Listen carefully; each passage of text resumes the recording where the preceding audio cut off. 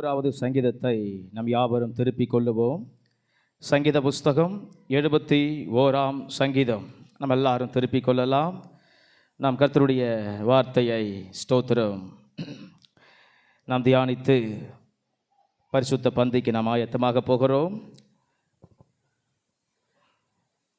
71ஆவது சங்கீதத்தை நாம் திருப்பிக் கொள்ளலாம். 71ஆவது சங்கீதத்தை குறித்த சில பின்னணிய தகவல்களை 1ஆம் தேதி வாக்குத்தத்த ஆராதனைக்கு வந்த உங்களுக்கு ஸ்தோத்திரம் திங்கட்கிழமை காலையிலே நான் சொன்னேன். ஆகவே அதை மீண்டும் சொல்ல நேரமில்லை. 2வது, இந்த வாக்குத்தத்தத்தை தாவீது ஏன் இந்த வசனத்தை அவர் இப்படி சொல்லுகிறார் அப்படி என்கிற ஸ்தோத்திரம் காரியத்தை தான் அன்றைக்கு 1ஆம் தேதி காலையிலே நாம் தியானித்தோம்.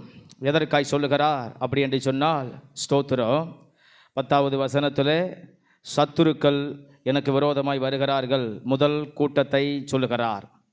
2வது ஸ்தோத்திரம் அடுத்த 13வது வசனத்தில் வாசிக்கிறோம், விரோதிகள் எனக்கு எதிராய் வருகிறார்கள். அதே வசனத்தில் பொல்லாப்பு செய்கிறவர்கள் எனக்கு எதிரே வருகிறார்கள். 3 கூட்டத்தை சொல்லி கடைசியாக 20வது வசனத்தில் 4வது கூட்டத்தை அவர் சொல்லுகிறார், அடையாளம் காண்பிக்கிறார். இக்கட்டையும் ஆபத்தையும் வருவிக்கிற கூட்டம் எனக்கு இருக்கிறார்கள். இதனால் ஸ்தோத்திரம் எனக்கு சரீரத்தில் பிரச்சனை இல்லை. இந்த 71ஆம் சங்கீதத்துக்கு மேலே அந்த ஓரத்தில் வேதத்தில் எல்லாருமே எழுதி கொள்ளுங்க. அநேக சங்கீதங்கள் தாவீது தன்னுடைய சரீரப்பிரகாரமான பிரச்சனையை சொல்லுவார். ஆனால் இந்த 71ஆவது சங்கீதம் சற்று இது வழக்கத்துக்கு மாறான துன்பம். அதுதான் நியூஸ் லெட்டரில் போட்டு இருக்கிறோம், மறந்து விடக்கூடாது. நியூஸ் லெட்டரில் இப்போ நம்ம பதிவு செய்திருக்கிற வார்த்தை என்ன? வழக்கத்துக்கு மாறான துன்பம். இதுவரைக்கும் எனக்கு வாழ்க்கையில் தான் பிரச்சனை, இதுவரைக்கும் எனக்கு சரீரத்தில் தான் பிரச்சனை, இதுவரைக்கும் எனக்கு வெளியில் சுற்றுச்சூழலான பிரச்சனை, சூழ்நிலையான பிரச்சனை தான் எனக்கு நிறைய இருந்தது. ஆனால் இந்த 71ஆம் சங்கீதத்தை சூழ்நிலையில் சொல்லும்போது சொல்கிறாரு, எனக்கு வெளி பிரச்சனை எனக்கு பாதிப்பு இல்லை, எனக்கு சரீர பிரகாரமான பிரச்சனை பாதிப்பு இல்லை, என் சூழ்நிலை எனக்கு பிரச்சனை அது பெரிய பாதிப்பு இல்லை, எனக்கு இது சமுதாயம் சார்ந்த பிரச்சனை இல்லை, குடும்பம் சார்ந்த பிரச்சனை இல்லை. ஸ்தோத்திரம், இந்த பிரச்சனை எனக்கு எங்கே பாதிக்குதுன்னு சொன்னால் என் மனதை பாதிக்கிற பிரச்சனை. அல்லேலூயா. அதை தான் நீங்கள் எழுதி கொள்ளுங்க. 71ஆம் சங்கீதம் சரீர பிரகாரமான பிரச்சனை அல்ல, மன ரீதியான பிரச்சனை, உள்ளத்து ரீதியான பிரச்சனை, இருதயத்து ரீதியான பிரச்சனை. அதுதாங்க நியூஸ் லெட்டரில் போட்டு இருக்கிறோம். இது உணர்வுகள் ரீதியான பிரச்சனை. இவருக்கு பிரச்சனையே பாதிப்பே முழுக்க முழுக்க முழுக்க இப்போ இந்த 4 கூட்டத்தை அடையாளம் காண்பித்தார். ஒருத்தர் சத்துரு போல வர்றாப்பா, ஒருத்தர் எனக்கு எப்படி வரான் விரோதி போல வரான்ப்பா, ஒருத்தர் எப்படி வரான் எனக்கு பொல்லாப்பு செய்ய வரான்ப்பா, ஒருத்தர் எப்படி வரான் எனக்கு ஆபத்து வரட்டும், எனக்கு இக்கட்டு வரட்டும் அப்படின்னு ஒருத்தன் வரான்ப்பா ஸ்தோத்திரம் நெருக்கிறதுக்கு. அப்போ இவங்க எல்லாம் எனக்கு என்னன்னாக்கா வெளிப்படையான பிரச்சனையை பண்ண வரல, என் உள்ளத்தை உடைக்க வராங்க, உள்ளத்தை நொறுக்க வராங்க. அப்படியே நம்ம சொல்கிறோம் பார்த்தியா, குமுறி போச்சுன்னு. அந்த மாதிரி தோத்துறோம். ஒரு கண்ணாடி டம்ளர், ஒரு கண்ணாடி பாத்திரம் நமக்கு கீழே விழுந்தால் எப்படி உடஞ்சி போகுது, நம்ம எப்படி சொல்கிறோம், அப்படியே சுக்கு நூறு ஆகி போச்சு, குமுறி போச்சு தோத்துறோம் அப்படின்னு. அந்த மாதிரி அவர் மனசை குறித்து சொல்கிறார். தோத்துறோம். இந்த 71ஆம் சங்கீதம் முழுவதும் என்ன பிரச்சனைன்னா வெளிப்படையான பிரச்சனை இல்லை, தாவீதுக்கு மன ரீதியான பிரச்சனை, உள்ளம் உடஞ்சி போன பிரச்சனை, உள்ளம் அப்படியே சுக்குநூறு ஆகின பிரச்சனை. தோத்துறோம். வெளியே பார்த்தா நல்லா இருக்கும், சூப்பராக இருக்கும், வெளியே பார்த்தா நல்லா சிரிப்பார், வெளியே பார்த்தா நல்லா ஃப்ரெஷ்ஷாக இருப்பார், வெளியே பார்த்தா நல்லா ஆள் தோற்றம் அழகாக இருக்கும், வெளியே பார்த்தா நல்லா ட்ரெஸ் பண்ணியிருப்பார், வெளியே பார்த்தா நல்லா ஸ்தோத்திரம் அப்படியே நல்லா ஆள் ஸ்தோத்திரம் வாட்டர் சாட்டமாக இருப்பார், நல்ல ஆள் ஸ்தோத்திரம் பலவான போல் இருப்பார். ஆனால் இப்போ மனசு எப்படி இருக்குது? சுத்தமாக உடஞ்சி போயிருக்குது. மனசு எப்படி இருக்குது? அப்படியே கோடு கோடா டாட்டாரா அப்படியே ஸ்தோத்திரம் விரிசல் விட்டா மாதிரி இருக்குது. உள்ளம் எப்படி இருக்குது? அப்படியே ஸ்தோத்திரம் அவ்வளோதான். உள்ளம் அப்படியே அங்கே ரொம்ப உடஞ்சி நொறுங்கி கூலமாக இருக்குது. மன ரீதியான பிரச்சனை, மனசை பற்றி அவருக்கு ஸ்தோத்திரம் விவரிக்கவே முடியல. என் உள்ளத்தை உடைச்சிட்டாங்க அப்படின்னு சொல்கிறாரு ஸ்தோத்திரம். அப்போ 71ஆம் சங்கீதம் என்ன பிரச்சனையை சார்ந்தது? சரீர பிரச்சனையை சார்ந்தது அல்ல, முழுக்க முழுக்க மனதை ஸ்தோத்திரம் சார்ந்தது, உள்ளத்தை சார்ந்தது. இன்றைக்கி நிறைய பேருடைய வாழ்க்கையில் அந்த தாவீதை போல வெளிப்படையான பிரச்சனை நிறைய பேருக்கு இல்லாமல் இருக்கலாம். ஆனால் மனதை பாதிக்கிற நிறைய பிரச்சனைகளோ, நிறைய மனிதர்களோ, நிறைய மனிதிக வார்த்தைகளோ, சில சூழ்நிலைகளோ, சில ஸ்தோத்திரம் நெருக்கடிகளோ, நிர்பந்தங்களோ, கவலைகளோ, ஸ்தோத்திரம் சத்துருவினுடைய போராட்டங்களோ நிறைய பேருடைய வாழ்க்கையில் இருக்குது. மனசுக்குள்ளே தான் போராட்டம். டிஸ்டர்ப் எங்கே? மனசில் தான், உள்ளத்தில் தான், வெளியில் கிடையாது.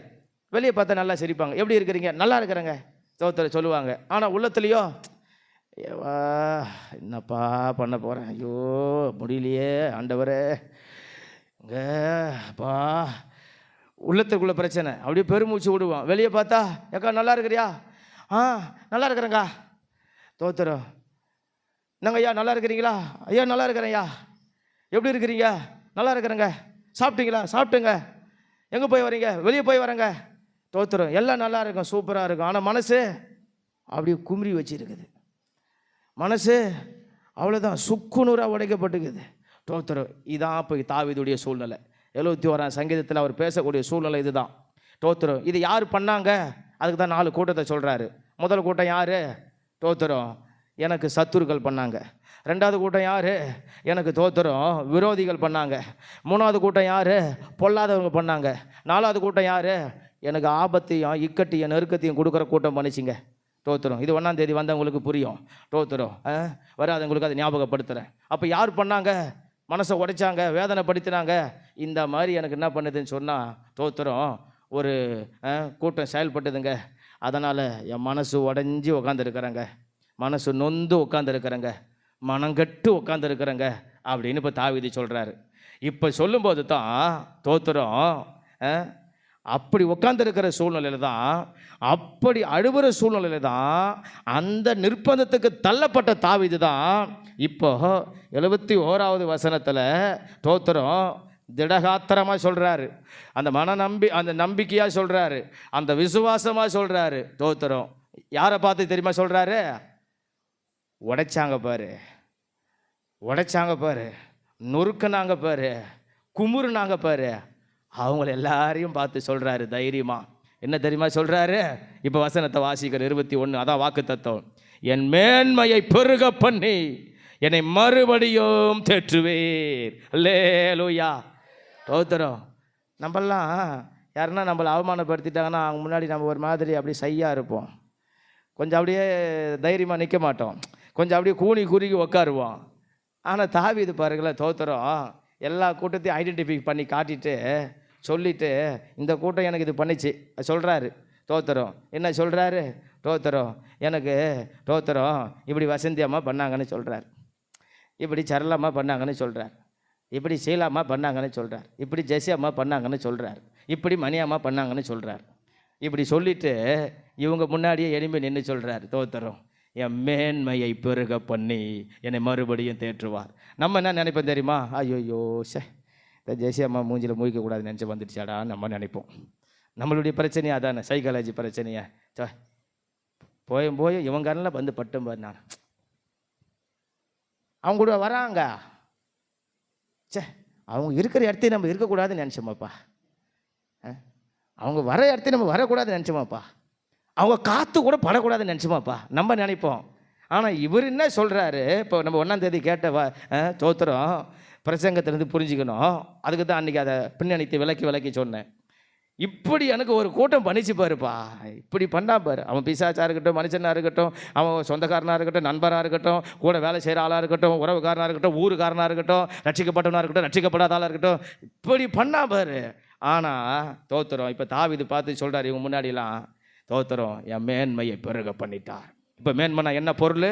அதுக்கு தான் அதை வாசிக்கும் போது கவனிக்கணும்னு சொன்னேன். என் பெருமையை ஸ்தோத்திரம், என்னுடைய உயர்வை, என் கண்ணியத்தை, என் கௌரவத்தை ஸ்தோத்திரம், என் புகழை, என் கீர்த்தியை ஸ்தோத்திரம் கர்த்தர் என்ன பண்ணார்? பெருக பண்ணிட்டார் ஸ்தோத்திரம். இப்போ நம்ம இவன் இந்த ஆள்லாம் பார்த்தா இப்போ நான் ஸ்தோத்திரம் தாவீதுன்னு வச்சுக்கோங்களேன், இவங்கள பார்த்து நான் என்ன செய்வேன், அப்படியே தோத்துறோம், தலையை தொங்க போட்டு நான் உட்காந்துருப்பேன், கிடையாது. அதை தான் இங்கே தாவீது செய்கிறாரு. இப்படி எல்லாம் எனக்கு சூழ்நிலை இருந்தாலும் என் மேன்மையை கர்த்தர் பெருக பண்ணிட்டார். அல்லேலூயா. அதற்கு தான் இப்போ தோத்துறோம். தாவீது இந்த வேத வசனத்தில், இந்த வாசித்த இந்த வேத பகுதியில் அவர் என்ன சொல்கிறாரு அப்படின்னு சொன்னால், நான் அன்றைக்கே உங்களுக்கு சொன்னேன், இந்த சங்கீதமானது 3 பகுதியாக பிரிக்கப்பட்டு இருக்கிறது என்று சொல்லி. ஸ்தோத்திரம் 1ஆம் வசனம் முதல் ஸ்தோத்திரம் 9ஆம் வசனம் வரைக்கும் முதல் பகுதியும், 10ஆம் வசனம் முதல் 21ஆம் வசனம் வரைக்கும் 2ஆம் பகுதியும், ஸ்தோத்திரம் அந்த 22 முதல் 24 வரைக்கும் 3ஆம் பகுதியுமாக பிரிக்கப்பட்டு இருக்கிறது. அப்போ இந்த 3 பகுதிகளில் இந்த 2வது பகுதியில் ஸ்தோத்திரம் இதான் இந்த சூழ்நிலை, இதான் தாவீதுடைய ஸ்தோத்திர நிலைப்பாடு. தோத்திரம் இந்த இடத்துல இருந்து இப்போ தாவீது என்ன பண்ணுறாரு அப்படின்னு சொன்னால், தோத்திரம் வசந்தி அம்மாவும் அவர் பார்க்கல, சரளம்மாவும் பார்க்கல, சீலாமாவும் பார்க்கல, மகியம்மாவும் பார்க்கல, ஜெசியம்மாவும் பார்க்கல, மணியம்மாவும் பார்க்கல, தோத்திரம் தேவனை பார்க்குறார். அல்லேலூயா. இவங்கெல்லாம் யார்? தோத்திரம் அவருக்கு எல்லாம் ஏடா கூட பண்ணவங்க. தோத்திரம் அவருக்கு எல்லாம் புண்ணியம் பண்ணவங்க இல்லை. தோத்திரம் அவருக்கு எல்லாரும் புகழ கொடுத்தவங்க அல்ல, எல்லாரும் கொல்லி வச்சவங்க. அல்லேலூயா. இவங்க எல்லாம் கூட இருக்கும்போது தோத்திரம் இப்போ அவர் எப்படி ஆண்டவரை பார்க்குறாருன்னா, நீ எல்லாம் இருப்பா, இப்போ பார் என் தேவன் எனக்கு என்ன செய்ய போகிறார், தோத்திரம் என் மேன்மையை பெருக பண்ண போகிறார். அல்லேலூயா. தோத்திரம் இந்த நிலையில் மாட்டிக்கொண்ட ஒரு ஆள், இந்த சூழ்நிலையில் தள்ளப்பட்ட ஒரு ஆள், இந்த நிர்பந்தத்துக்கு போகப்பட்ட ஒரு ஆள், இப்போ இவருக்கு வெளிப்படையான பிரச்சனையும் ஒருத்தருமே கிடையாது, எல்லாரும் மனசை உடைக்கிற ஆள் தான். நல்லா தெளிவாக புரிஞ்சுக்கணும். அதுதான் நியூஸ் லெட்டரில் போட்டிருக்கிறோம். அவருக்கு சரீர பிரகாரமான பிரச்சனை அல்ல, இந்த 71ஆம் சங்கீதத்தில் அவர் அனுபவிக்கிற பிரச்சனை எல்லாம் உள்ள சார்ந்த பிரச்சனை. சிலதில் சொல்ல முடியாது. நம்ம பழமொழி சொல்கிற பார்த்தியா, சொல்லவும் முடியல, மொல்லவும் முடியல. அடுத்தது இன்னும் கொஞ்சம் உயர்த்தி சொன்னால் தோத்துறோம், நினச்சா துக்கம், சொன்னால் வெக்கம், தோத்துறோம். அந்த மாதிரி சில நேரத்தில் சில பிரச்சனை நமக்கு இருக்கும். தோத்துறோம். அதுக்கு தான் 3 வார்த்தையை சொல்லியிருக்கிறோம். பாஸ்ட் டென்ஸ்லையும் சொல்லியிருக்கிறோம், ப்ரெசண்ட்லேயும் சொல்லியிருக்கிறோம், ஃப்யூச்சர்லேயும் சொல்லியிருக்கிறோம். அதுக்கு தான் தோத்துறோம். உடைக்கப்பட்ட, உடைக்கப்படுகிற, உடைக்கப்பட போகிற. ஆமாம். இந்த நிலையில் இருக்கிற தோத்திரம் தாவீது இப்போது தோத்திரம் அவர் என்ன சொல்கிறார், என் மேன்மையை கர்த்தர் பெருக பண்ணுவார், என் மேன்மையை கர்த்தர் பெருக பண்ணுவார். தோத்திரம் அதற்கு இப்போ இந்த 2வது பகுதியில் அவர் பார்க்குற பார்வை எப்படிப்பட்ட பார்வை ஆண்டவரை அப்படின்னு சொன்னால், 10ஆம் வசனம் முதல் ஸ்தோத்திரம் 21ஆம் வசனத்து வரைக்கும் அழகான பார்வையில் அவர் சொல்கிறாரு. அதுதான் இன்றைய செய்தி. தோத்திரம் அதை நாம் கவனிக்க போகிறோம். இப்படி நாம் தேவனை பார்த்தா நமக்கு மேன்மை வந்துடும், நமக்கு ஒரு மேன்மையை கர்த்தர் கொடுத்துருவார். இந்த பார்வையில் தான் நாம் தேவனை பார்க்க நாம் பழகி கொள்ள வேண்டும், நாம் கற்றுக்கொள்ள வேண்டும். அப்படி நாம் பார்த்தோம் என்று சொன்னால் நம்மளுடைய சிறப்பே தனி சிறப்பு. அல்லேலூயா. அப்படி நம்ம பார்த்தா நம்மளுடைய உயர்வே தனி வித்தியாசமான ஒரு உயர்வு. ஆமாம். சில சொல்கிறாங்க பார்த்தீங்களா, அவன் ஒரு தினுசுங்க, அவன் தோத்திரம் எப்படியா, அவன் ஒரே ஒரு தனி தினுசுங்க, அவன் எதை பண்ணாலும் ஒரு வித்தியாசமாகவே இருக்கும். தோத்திரம் அந்த மாதிரி நம்ம வாழ்க்கை ஒரு தினுசாக மாறிடும். அல்லேலூயா. கர்த்தர் நம்ம வாழ்க்கையை அப்படி மாற்றிடுவார். நம்ம பிரச்சனையே பார்த்துக்கிட்டு இருந்தால் தினுசாக மாற மாட்டோம். அப்படின்னா என்ன, சிறப்பாக மாற மாட்டோம். தோத்திரம். அப்போது ஆண்டவர் நம்மளை மேன்மையாக்க திட்டமிட்டு விட்டார், மேன்மையாக்க முடிவு பண்ணிட்டார். அதனால தான் வாக்குத்தத்தத்தை கொடுத்துட்டார். இப்போ நாம் தோத்திரம் குழம்பி கிடக்கவே கூடாது, குழப்பத்தில் நம்ம பார்க்கவே கூடாது. தோத்திரம் குழப்பற ஆளையும் பார்க்கக்கூடாது. தோத்திரம் எதை, மனசை. தோத்திரம் மனசுக்கு போராட்டத்தை கொடுக்குற ஆளை பார்க்கவே கூடாது. தோத்திரம் நமக்கு மேன்மையை கொடுக்குற தெய்வத்தை அந்த 4வது மாப்பம் பார்ப்போம். ஆமாம். நமக்கு பெரிய ஒரு உயர்வை கொடுக்குற அந்த தெய்வத்தை நம்ம பார்ப்போம். தோத்திரம் அப்போ எப்படி அவர் தோத்திரம் கர்த்தரை பார்க்குறார் அப்படின்னு சொன்னால், தோத்திரம் இன்றைய செய்தியின் தலைப்பு கர்த்தர் எப்படி மேன்மையை கொடுக்கிறார். தோத்திரம் எப்படி மேன்மையை கொடுக்கிறார், தாவீது அவரை எப்படி பார்க்கிறார் அப்படின்னு சொன்னால், தோத்திரம் நான் சொல்லுகிற காரியத்தை என்னோடு கூட நீங்கள் வேகமாய் கவனிக்கும்படி அன்போடு கேட்கிறேன். ஸ்தோத்திரம் முதல் காரியத்தை அவர் சொல்கிறாரு. வசனம் 12 அழகாய் சொல்லுகிறார். ஸ்தோத்திரம் வசனம் 12, தேவனே எனக்கு தூரமாயிராதேயும், என் தேவனே எனக்கு சகாயம் பண்ண தீவிரியும். அப்போ கர்த்தர் எப்படி மேன்மையை கொடுக்கிறார் அப்படின்னு சொன்னால், முதலாவது கர்த்தரை சகாயராய் பார்க்கும்போது அவர் மேன்மையை கொடுக்கிறாராம். தாவீது எப்படி இந்த சூழ்நிலையில் பார்க்கிறார் அப்படின்னு சொன்னால், ஸ்தோத்திரம், கர்த்தரை அவர் சகாயராய் பார்க்கிறார். அதனால தான் அந்த வசனத்தில் சொல்கிறாரு, சகாயம் பண்ண தீவிரியும். அப்போ நமக்கு சூழ்நிலை மாறி போய் விடுகிறது என்று சொன்னால், அந்த சூழ்நிலையில் நாம் எப்படி கர்த்தரை காண வேண்டும் அப்படின்னு சொன்னால், ஆண்டவரை பார்க்க வேண்டும் அப்படின்னாக்கா கர்த்தரை சகாயராய் பார்க்க வேண்டும். சகாயம் என்று சொன்னால் உதவி என்று அர்த்தம். அல்லேலூயா, ஸ்தோத்திரம். அப்போ நமக்கு உதவி செய்யாத ஒரு நிலை தான், ஸ்தோத்திரம், நமக்கு ஒருவரும் கை கொடுக்க முடியாத ஒரு நிலை தான், ஸ்தோத்திரம், இந்த உள்ளம் உடைக்கப்படுகிற நிலை. ஸ்தோத்திரம். வெளிப்படையான பிரச்சனைனா கூட யாருக்கிட்டனா சொன்னால், ஒருத்தர் இல்லைன்னா ஒருவர் செய்திருவாங்க, ஒருத்தர் உதவி பண்ணலாம் இன்னொருத்தர் உதவி பண்ணிடுவாங்க. ஆனால் ஸ்தோத்திரம், மனதுக்குள் இருக்கிற பிரச்சனைக்கு யார் செய்வாங்க?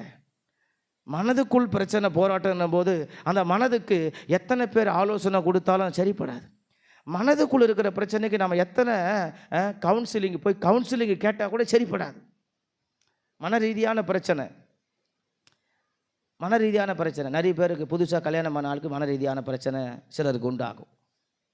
சிலதை சொல்ல முடியாது. நெருங்கிய நண்பராக இருந்தால் கூட சிலதை சொல்ல முடியாது.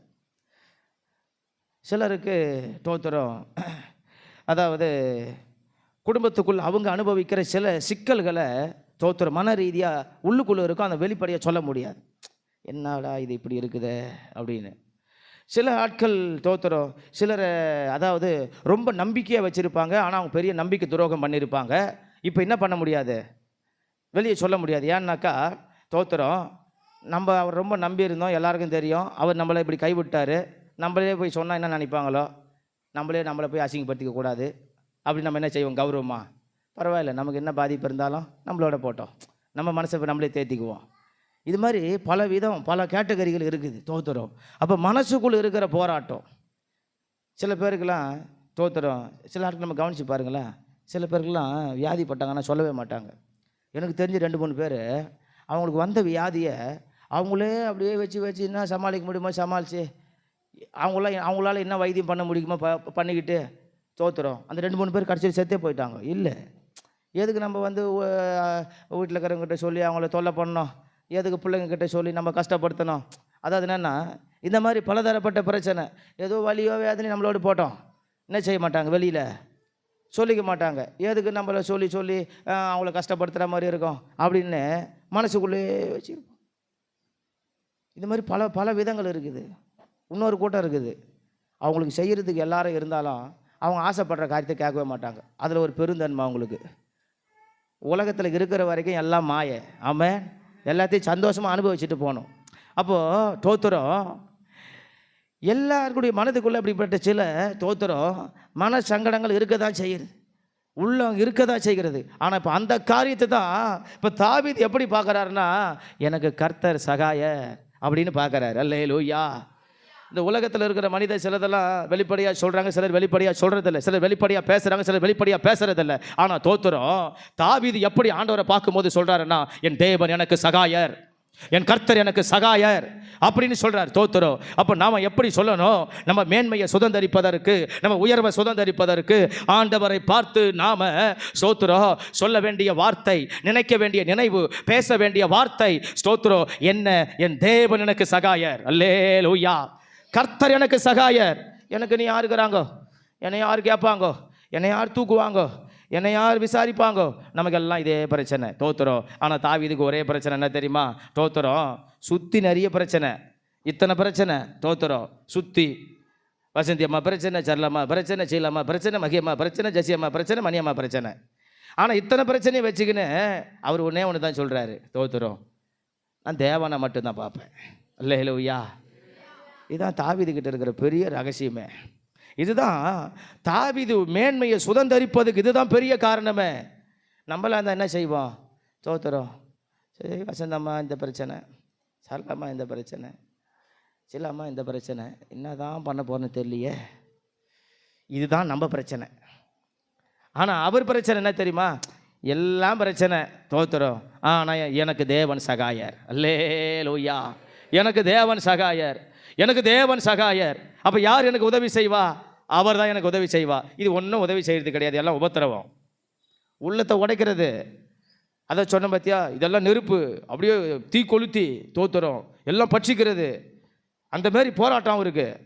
ஆனால் யாரை பார்க்குறாரு, என் தேவன் சகாயர், என் தேவன் எனக்கு சகாயர். நான் சொன்ன பார்த்தீங்களா, மனசை உடைக்கிறதுக்கு தோத்துறோம். எத்தனையோ காரியம் இருக்குது, எத்தனையோ விதங்கள் இருக்குது.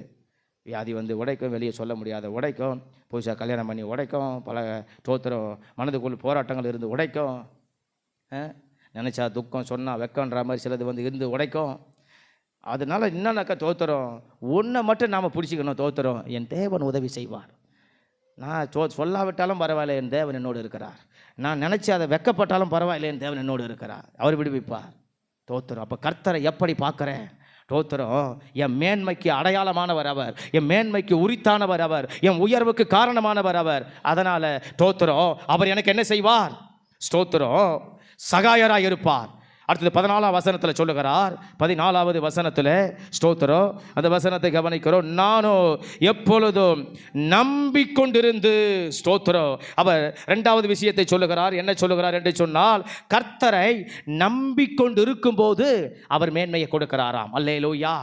கர்த்தரை நம்பிக்கொண்டு இருக்கும்போது, பல நேரத்தில் மனசை உடைக்கிற காரியம் வரும்போது நம்ம ஸ்தோத்திரம், இப்போ ஈஸியாக நம்ம கேட்குறோம், சொல்லிடுறோம், தோத்துறோம். ஆனால் மனதை உடைக்கிற காரியம் வரும்போது எத்தனை பேருக்கு நம்பிக்கை வருது அப்படின்னாக்கா, நம்பிக்கை வராது கர்த்தர் மேலே, ஆண்டவர் மேலே. ஆனால் நம்பிக்கை, தோத்துறோம், நான் நம்பிக்கொண்டு இருக்கிறேன். மனதை உடைக்கிற ஒரு காரியம், தோத்துறோம். நம்ம புளிய மரத்தை பார்ப்போம், நல்ல பழம் பழுத்து இருக்கும்போது 2 பேர் 3 பேர் மேலே மரத்தில் ஏறி நல்லா உழுக்கிற நேரத்தில் மரம் எப்படி ஆடுது, களை எப்படி ஆடுது, அந்த மாதிரி தோத்துறோம்.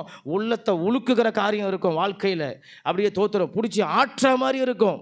நமக்கே ஏதோ தோத்துறோம், வாழ்க்கையில் பூகம்பம் வந்தது போல் இருக்கும், நிலநடுக்கம் வந்தது போல் இருக்கும். பல காரியங்கள் எல்லாம் தோத்துறோம், பல சூழல்கள் எல்லாம். என்னடா ஆண்டவரே பா, இப்படிலாம் என் வாழ்க்கையில் நடக்குதே, பெரிய தோத்துறோம், இவ்வளோ பெரிய பிரச்சனையை சந்திக்க வச்சுட்டீங்களா ஆண்டவரே. ஒருத்தர் இப்படி தான் சொன்னார். அப்படியே என் வாழ்க்கையில் பூகம்பமே வச்சுது பாஸ்டர் என்னார். தோத்துறோம், பூகம்பமே வச்சுதுன்னாரு. தோத்துறோம். எதுவும் அப்படியே பாகிஸ்தானுக்கார வந்து குண்டு போட்ட மாதிரி தோத்துறோம். சில நேரத்தில் நம்ம வாழ்க்கையில் அப்படி தான் இருக்குது, மனசுக்குள்ளே அப்படி தான் இருக்குது. வெளியே பார்த்தா நல்லா தான் இருக்கிறோம், நல்லா தான் இருக்கிறோம். எப்படிமா இருக்கிறீங்க? நல்லா இருக்கிறோம். எப்படி இருக்கிறோம்? நல்லா இருக்கிறோம். சாப்பிட்டீங்களா? சாப்பிட்டேன். வேலைக்கு போனீங்களா? போனேன். தோத்துறோம், நல்லா இருக்கிறோம். ஆனால் மனசு எப்படி இருக்குது? பூகம்பம் வெடிச்சா மாதிரி இருக்குது. ஆனால் தோத்துறோம். அவர் சொல்கிறாரு, நம்மை நம்பிக்கொண்டு இருக்கிறேன். அப்போ எனக்கு மேன்மை எங்கே இருக்குது? என் தேவனை நம்பிக்கொண்டு இருக்கிறதுலே மேன்மை இருக்கிறது. மேன்மையை கர்த்தர் அந்த இடத்துல வைத்திருக்கிறார். அப்போ என்ன சூழ்நிலை வந்தாலும் தாவீதுடைய பார்வை எப்படி இருக்குது அப்படின்னாக்கா, நான் நம்பிக்கொண்டு இருக்கிற ஆண்டவரே, உம்மை நம்பிட்டு இருக்கிற ஆண்டவரே. அடுத்தது 3வது சொல்கிறாரு, 17வது வசனத்தில் 3வது சொல்கிறாரு, ஸ்தோத்திரம். கர்த்தர் எப்படி மேன்மையை கொடுக்குறாருன்னா, 17வது வசனத்தில் வாசிக்கிறோம், தேவனே என் சிறு வயது முதல் எனக்கு போதித்து வந்தீர். அப்போ 3வது என்ன தெரியுமா சொல்கிறாரு? கர்த்தர் போதிக்கிறவராக இருக்கும்போது மேன்மையை கொடுக்கிறாராம். தோத்துறோம். கர்த்தர் போதிக்கிறார். நிறைய நேரத்தில் நமக்கு என்ன செய்யணும்னு தெரியாது, நமக்கு என்ன பண்ணணும்னு புரியாது. ஸ்தோத்திரம். என்ன முடிவு எடுப்போம், எதை டிசிஷன் எடுப்போம், ஸ்தோத்திரம், எதை முன்ன பண்ணுறது, எதை பின்னாடி பண்ணுறது, எதை பேசலாம், எதை பேசக்கூடாது, பல நேரத்தில் நமக்கு புரியாது. எங்கே போகலாம், ஸ்தோத்திரம், என்ன பண்ணலாம், யார்கிட்ட போகலாம், ஸ்தோத்திரம், நமக்கு பல நேரங்களில் ஸ்தோத்திரம் உடனே யோசனைக்கு வராது, மனதுக்கு வராது, ஸ்தோத்திரம். ஆனால் அந்த இடத்துல அவர் சொல்கிறாரு, எனக்கு நீர் போதித்து வந்தீர் ஆண்டவரே. இப்போ இல்லை ஆண்டவரே, சின்ன வயசுலேருந்து எனக்கு போதித்து வருகிறவர் நீர் தான் ஆண்டவரே. அல்லேலூயா. கர்த்தர் தான் சொல்லுவாருங்க, கர்த்தர் தான் சொல்லுவார். நிறைய நேரத்தில் ஆண்டவர் பேசுவார், இப்படி வசனத்தை கேட்குற வேலையில் பேசுவார், உணர்த்துவார். அல்லேலூயா. தோத்திரம். ஆண்டவர் செய்வார். ஆண்டவர் தோத்திரம் வசனத்தை படிக்கிற வேலையில் பேசுவார், நம்ம ஜெபம் பண்ணுற வேலையில் பேசுவார், குடும்பத்தில் நம்ம குடும்ப ஜெபம் பண்ணுற வேலையில் ஆண்டவர் பேசுவார். ஆமென். எத்தனையோ பேருக்கு தெளிவுபடுத்துகிறார். தோத்திரம். அப்போ ஆண்டவர் பேசுவதற்கு எத்தனையோ வாய்ப்புகள் இருக்குது, எத்தனையோ தருணங்கள் இருக்கிறது. அப்போ கர்த்தர் பேசும்போது தோத்திரம் நமக்கு அது ஆசீர்வாதமாய் மாறுகிறது. அவர் சொல்லுகிறார், எனக்கு அவர் போதித்து வந்தார். அப்போ பல நேரத்தில் நமக்கு பல ஸ்தோத்திர விவரமும் பல கேள்விகளுக்கு விடைகளும் கிறிஸ்தவர்களுக்கு எங்கே கிடைக்குதுன்னா, கர்த்தர் பேசும்போது, கர்த்தர் போதிக்கப்படும் போது கிடைக்கிறது. அல்லேலூயா. தோத்திரம். எத்தனையோ பேருடைய சாட்சிகள் நம்ம கேட்போம். தோத்திரம். இன்னைக்கு எனக்கு தோத்திரம் இத்தனை வருஷம் தடையாக இருந்தது, சோத்திரம் செய்யாத இருந்தது, ஆண்டவர் எனக்கு இன்றைக்கி தான் செய்யும்படி ஒரு உணர்வை கொடுத்தாரு, அதை செய்தோம் அப்படின்னு எத்தனை பேர் சொல்லி நம்ம கேட்டு இருக்கிறோம். எவ்வளவு சாட்சிகள் இருக்கிறது. தோத்திரம். காரணம் என்ன? கர்த்தர் போதிக்கிறவர். அல்லேலூயா. ஆண்டவர் நமக்கு போதிக்கிறவர், நம்ம மேல் ஆலோசனையை வைத்து, தோத்திரம், கண்ணை வைத்து அவர் ஆலோசனை கொடுக்கிற கர்த்தர், நமக்கு போதித்து வழி நடத்துகிறவர், நேர்த்தியாக நடத்துகிறவர், நம்மளை சரியாக கைட் பண்ணுகிறவர். அப்போ தோத்துறோம். அதுக்கு தான் நான் அந்த அறிவிப்போடு சொல்லும்போது சொன்னேன், பல நேரத்தில் ஆண்டவர் எங்கே பேசுவார், எப்படி பேசுவார்னு தெரியாது. ஆனால் அதை பேசும்போது நம்ம ஸ்தோத்திரம் சரியாக நம்ம நேர்த்தியாக புரிஞ்சுக்கிட்டோன்னு சொன்னால் ஸ்தோத்திரம் நமக்கு உயர்வு உண்டு. ஆமாம், உயர்வு உண்டு, உயர்வு உண்டு. அப்போ மேன்மை எங்கே இருக்கிறது? கர்த்தர் போதிக்கும் போது நமக்கு மேன்மை உண்டு. ஆண்டவர் நமக்கு போதகராக இருக்கணும், தேவன் நமக்கு போதிக்கணும், பரிசுத்த ஆவியானவர் போதிக்கணும். அப்போ தாவீது என்ன சொல்லுகிறார் அழகாக, என் சிறு வயது தொடங்கி நீர் எனக்கு போதித்து வந்தீர். ஆனால் பிரச்சனை இது. இப்போ நம்ம என்ன தெரியுமா கேட்போம்? தோத்துறோம். இப்போ பார்த்தியா வசந்தி அம்மா பக்கத்தில் இருக்கிறப்ப நம்ம வந்து என்ன பண்ணுவோம், சுமதியை பார்த்து கேட்போம், சுமதியா நேற்று வசந்தி கூட இந்தியா அவன் என்ன சொன்னா, என்ன பேசினா? இப்போ நம்ம யாருடைய போதனையை கேட்போம்? பிரச்சனை அங்கே தான். இப்போ சுமதி சொல்லும், ஐயோ போரு வசந்தி சொன்னா போரு, நீ தான் அதை பண்ணியாம, ஏன் உனக்கு என்ன இந்த மாதிரி முந்திரி கொட்டை தானா? ஐயா ஏன்? இப்போ நமக்கு எப்படி ஆயிரும்? ஓஹோ, அப்போ அதை வேற சொன்னாலாவ, இருக்கட்டும் இரு அவளுக்கு வருத்தம் வச்சுக்கிறேன், போயிச்சா தோத்துறோம். இதான் பிரச்சனை, தோத்துறோம். இப்போ நம்ம போதிக்கிறதுனா என்ன? ஒருத்தர் சொல்கிறது ஒருத்தர் கேட்கறது, அவ்வளவுதான். தோத்துறோம். அப்போது இவர் சொல்கிறாரு, எனக்கு பிரச்சனை நேரத்தில் இத்தனை பேர் இருக்கும்போது, பூகம்பம் மாரி வெடிக்கும்போது, அப்படியே அக்கினி மாரி தீப்பொறி மாதிரி பற்றி எரியும் போது, நான் அவங்க சொன்னதை கேட்கல, அவங்க பக்கத்தில் இருக்கிறவங்க கிட்ட நான் கேட்கல, என் ஆண்டவர் எனக்கு என்ன போதிச்சார் அதுதான் நான் கேட்டேன். என் கர்த்தர் எனக்கு என்ன சொல்லி கொடுத்தார் அதுதான் நான் ஃபாலோ பண்ணேன். என் தேவன் எனக்கு என்ன சொல்லி கொடுத்தார் அதை தான் ஃபாலோ பண்ணேன். என் தேவனுடைய வார்த்தை என்ன சொன்னிச்சோ அதை தான் ஃபாலோ பண்ணேன். அவர் என்ன போதித்தார்? அவர் வார்த்தை தானே போதித்திருப்பார், அவர் வசனம் தானே போதித்திருப்பார். நான் அதை தான் கேட்டேன். பல நேரத்தில் நமக்கு இக்கட்டு வரும்போது எதை கேட்குறோம்? நம்ம மேன்மை அங்கே தான் தடையாகி போய் விடுகிறது. அல்லேலூயா. நம்ம மேன்மை அங்கே தான் உடைக்கப்பட்டு போகுது. நம்ம மேன்மை அங்கே தான் ஸ்தோத்திரம் இல்லாத போகுது. நம்ம மேன்மை அங்கே தான் முற்றிலும் தடைப்பட்டு போகுது. தோத்துறோம். அப்போ நம்ம கவனிக்கணும், நான் யார் சொல்கிறத கேட்குறேன், எதை மெஜாரிட்டியாக பார்க்குறேன், யார்கிட்ட விசாரிக்கிறேன். அல்லேலூயா. அதுதான் நான் அடிக்கடி சொல்லுவேன். தோத்துறோம். தாவீது என்ன செஞ்சான்? கர்த்தரிடத்தில் விசாரித்தான். சவுல் யார்கிட்ட விசாரித்தான்? மரித்து போன ஆவிக்கிட்ட, சூனியக்காரிக்கிட்ட போய் என்ன செஞ்சான்? விசாரித்தான். அல்லேலூயா. தோத்துறோம். தாவீது எங்கே விசாரித்தான்? தேவனிடத்தில். ஆனால் சவுல் எங்கே விசாரித்தான்?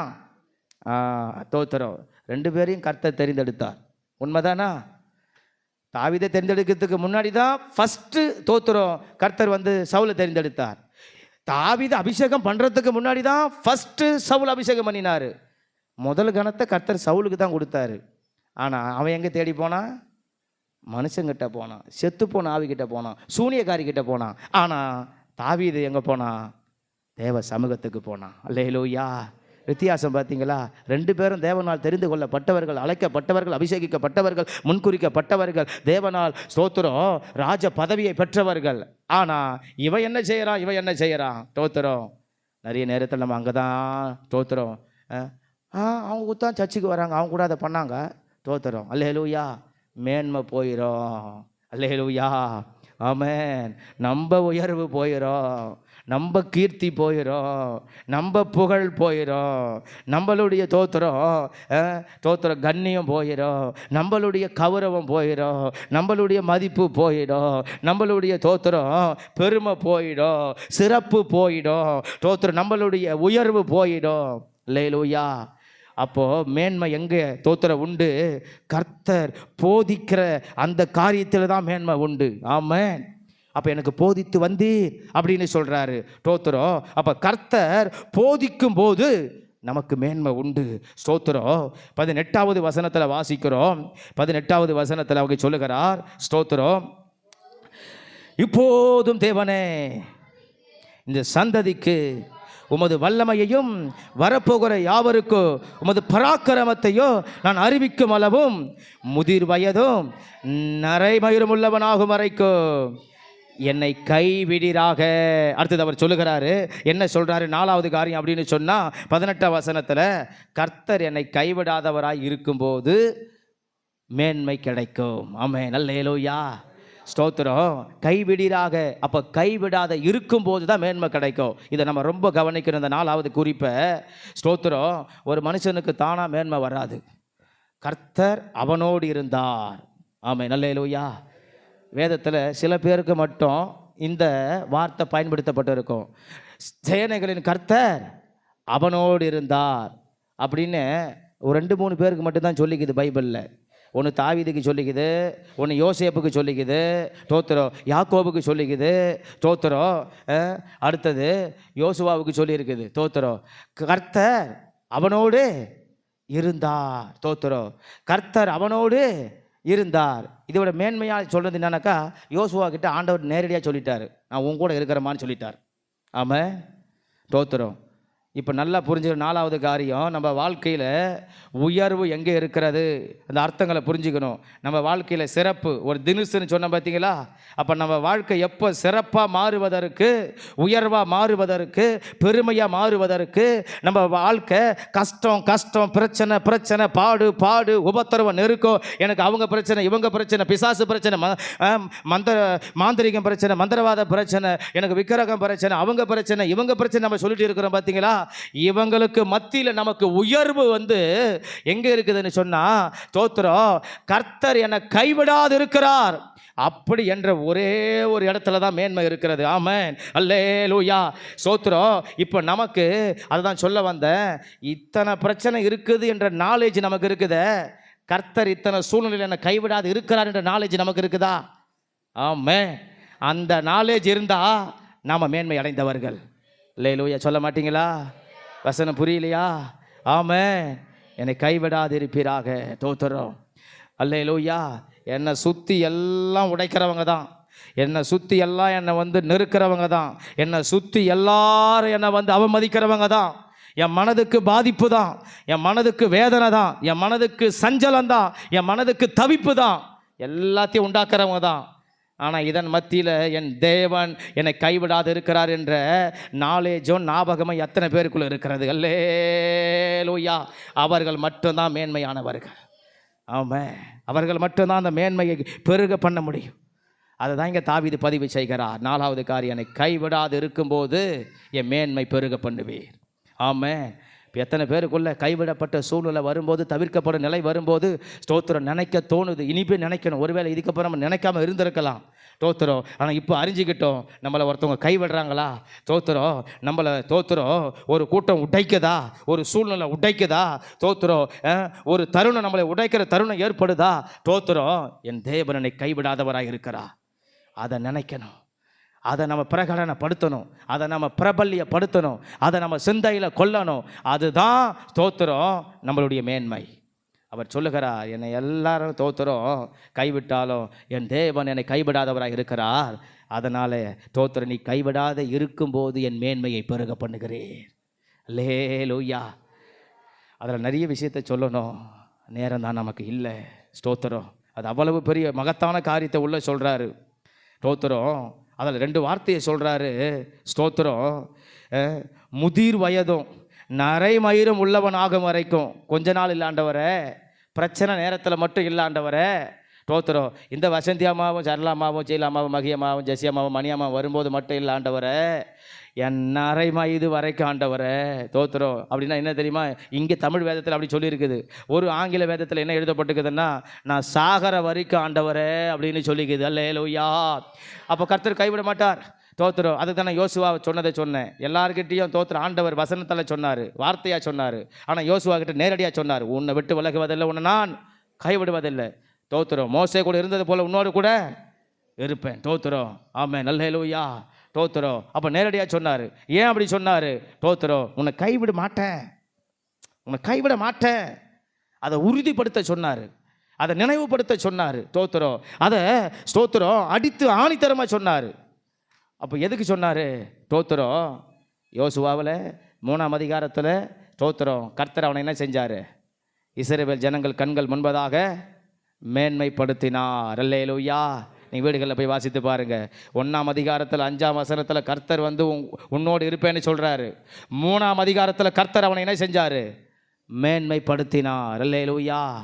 அப்போ கர்த்தர் எந்த மனிதனோடு கூட இருக்கிறாரோ, அதாவது எந்த மனிதனை கைவிடாது இருக்கிறாரோ, அந்த மனிதனுடைய வாழ்க்கையில் மேன்மை உண்டு உண்டு உண்டு உண்டு.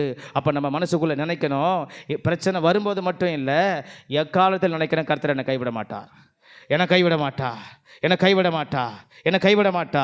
எத்தனை பேர் உள்ளத்தை உடைச்சாலும் சரி, என்ன வந்து உள்ளத்தை உடைச்சாலும் சரி, என்ன சூழ்நிலை ஏற்பட்டு உள்ளத்தை உடைச்சாலும் சரி, சுக்கு நூறாக்கினாலும் சரி, எனக்கு ஒன்று தெரியும், கர்த்தர் என்னை கைவிட மாட்டார். அதனால தான் பாடினோம், ஸ்தோத்திரம், நான் உங்கள் தோளிலே. அல்லேலூயா, ஆமென். தோள் மேலே யார் இருப்பாங்க? அர்த்தத்தை புரிஞ்சுக்கணும், வரியை மட்டும் நினைக்கக்கூடாது. பிள்ளை இருப்பா. ஆமென். தோள் மேலே யார் இருப்பாங்க? பிள்ளை இருப்பா. தோல் மேலே யார் சுமப்பாங்க? தகப்பன் சுமப்பான். தகப்பன் யாரை சுமப்பான்? தான் பிள்ளைய சுமப்பான். அல்லேலூயா. அப்போ நம்மளை எங்கே சுமக்கிறவர்? தோல் மேலே சுமக்கிறவர். அப்போ கை விடுகிறவரா? இல்லை, கை விடவே மாட்டார். அப்போ கை விடாது இருக்கும்போது என்ன நடக்குன்னு தாவீது சொல்கிறாரு, என் மேன்மை பெருகன்னு சொல்கிறாரு. இதான் 4வது காரியம். சத்தியத்தை புரிஞ்சுக்கணும். ஆமாம். என்ன அவங்க கஷ்டப்படுத்திட்டாங்க தெரியுமா? என்ன எல்லாரும் முன்னாடி கேட்டாங்க தெரியுமா? அட போப்பா, அவங்க கேட்டதுனால தான் கர்த்தர் என்ன தோத்திரம் கைவிடாது இருந்தார்னு என்னால் புரிஞ்சுக்க முடிஞ்சது. தோத்திரம் அவங்க சொன்னதுனால தான், பண்ணதுனால தான் தோத்திரம் என் மேன்மை பெருகுச்சுன்னு நமக்கு அப்போ தான் புரியும். அல்லேலூயா, தோத்திரம். இன்னொரு உதாரணத்தை நான் உங்களுக்கு சொல்லட்டுமா? இப்போ கீழே உட்காந்துக்கிற ஆளை எழும்பி தோத்திரம் அபிஷேகம் அப்படி சேரில் உட்காரு நான் சொல்லலாம், நல்லா புரிஞ்சுக்குங்க. இப்போ சேர் மேலே உட்காந்துங்கிற அபிஷேகை பார்த்து அபிஷேகம் கீழே இறங்கி உட்காருன்னு சொல்ல முடியும்? இப்போ கீழே உட்காந்துங்கிற ஆள் சேர் மேலே உட்காருன்னு சொல்லலாம். சேர் மேலே தான் ஏற்கனவே அபிஷேகம் உட்காந்துங்கிறாரு, மறுபடியும் மேலே உட்காருப்பான்னு எப்படி சொல்ல முடியும்?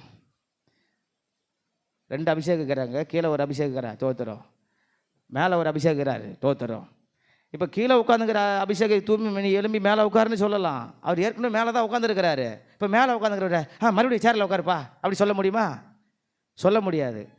அப்போ தோத்திரம் பிரச்சனை உள்ளவனை தான் தோத்திரம் கர்த்தர் தூக்குவார். ஏற்கனவே அவர் தான் கம்ஃபர்டபுளான இடத்துல உட்காந்துங்கிறாரு இல்லை, நல்ல இடத்துல உட்காந்துக்கிறாரு இல்லை, நல்ல சூழ்நிலை உட்காந்துக்கிறாரு இல்லை. இப்போ அவருக்கு எதுக்கு மேன்மை? அவர் ஏற்கனவே அவர் வந்து சேரில் தானே உட்காந்துக்கிறாரு.